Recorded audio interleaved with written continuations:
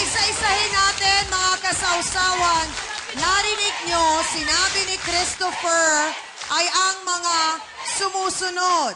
Parang may naging pagkakasunduan na lang, tapos naaawa ka, tapos pinagpatuloy mo na lang yung responsibilidad ng iyong tsuhin. Pinagbabantaan ka ng kapatid ni Ate Wilma. Bakit ka pinagbabantaan, Christopher? Dahil nga po nabalitaan niya na nagkaroon po ako ng ibang karelasyon.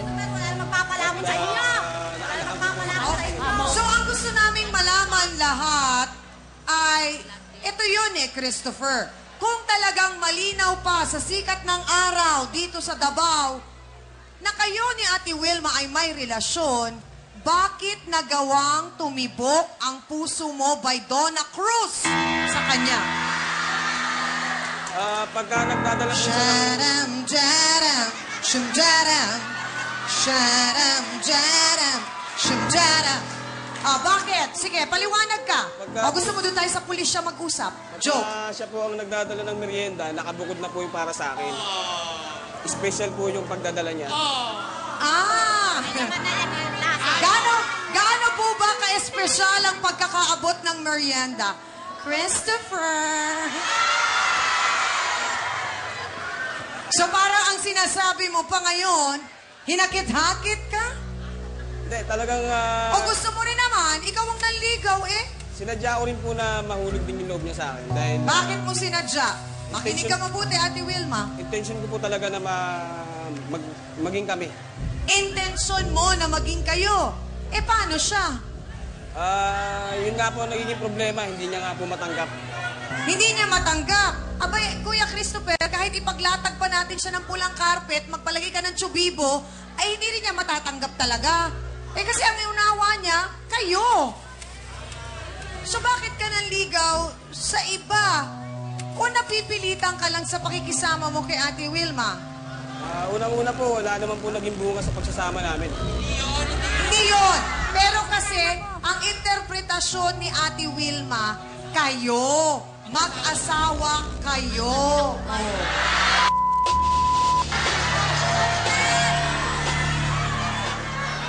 Okay, ang tanong ko, Kuya Christopher, nung nakilala mo si Rina, sabi mo, intention mo na magkagusto siya sa'yo. So bakit nung nagkaanak siya, anak niyo yun, lumabas na at lahat-lahat, wala kang sustento, hindi ka nagpakita, bakit? Sila po, binibisita ko naman po sila, palihim lang. Kasi po... Palihim? Paano nangyari yung pagbibisitang palihim? Dumadaan din po ako sa bahay nila. Pero kailangan kang nandun nung nanganak siya. Kailangan ng kahit na sinong babae na kapag nanganak siya, nandun yung katulong niyang gumawa. Saan kayo? Ba't kayo nawawala? Hindi ko po kayang lumapit, gawa ng po ng nanay niya. Nakahanda rin po yung kanyang sandata para... Siyempre, nalakan mo lang Kasi din nga, nagulat sila na biglang may dumating na Rina, Wilma. Tapos wala kang sustento pa kay Rina at sa anak nyo. Hindi po totoo yun Nag-iipon naman po ako para sa kanila Diretsahang tanong, Christopher, ipagpalagay natin na ikaw yung babae. Ikaw ang ikakasal. Di ba ang babae ay siyang naglalakad patungo sa altar. Parang ganon. O kung saan man.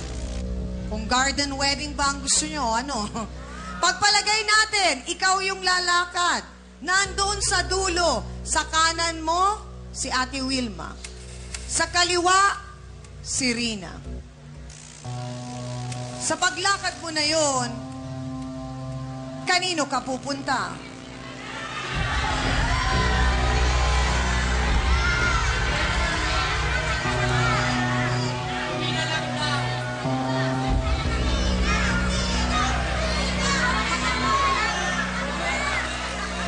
Diretsang tanong, Christopher. Sa kanan, kung saan nandun si Wilma, o sa kaliwa, kung saan nandun si Rina? Sa po pipiliin ko.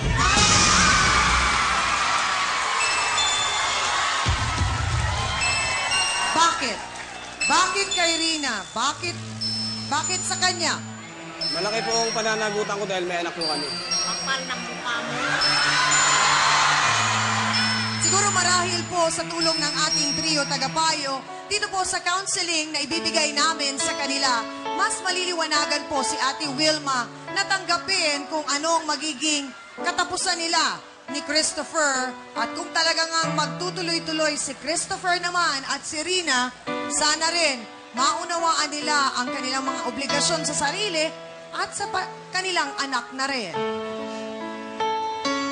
Kung ipinakilala mo na ito ang ama mo, tawagin mo ito ang papa mo, dun sa bata, hindi naman ito, pinapasukan mo yung bata ng pagkagulo sa utak.